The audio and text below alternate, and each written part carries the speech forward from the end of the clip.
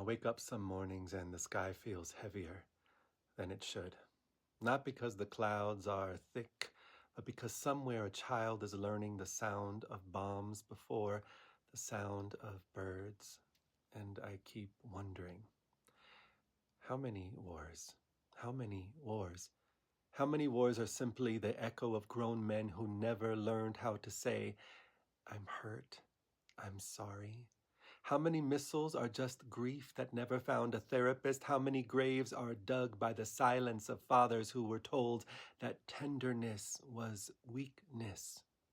History books will call it strategy.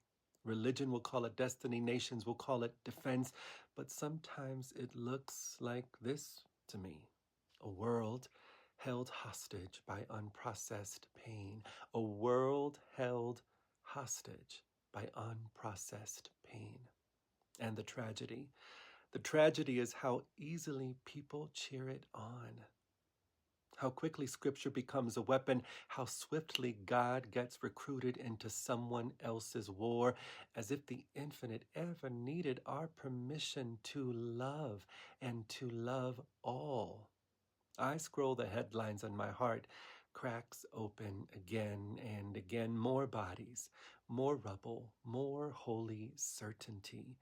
And I feel it, the sadness, the anger, that helpless ache of witnessing, because somewhere beneath every flag, beneath every doctrine, beneath every chant of righteousness, there is still a human nervous system, terrified of its own vulnerability. So what do I do? What the fuck do I do? I hold the high watch, not the numb watch, not the spiritual bypass watch, the high watch, where the heart is allowed to break.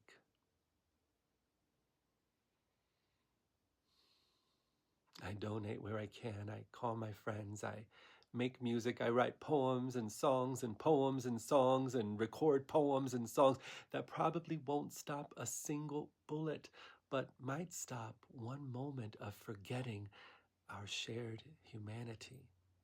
I sit in meditation. I rest as awareness and remember the silent field where no nation exists, where no religion needs defending, where the breath and the sun and the moon and the stars belong equally to every living being, and still the tears come.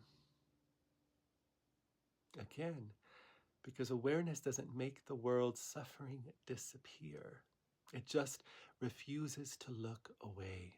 So tonight, I light a small candle in the infinite cathedral of the heart, and I whisper into the aching mystery of this human story.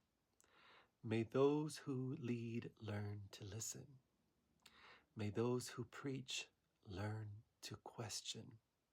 May those who hate find the courage to finally grieve.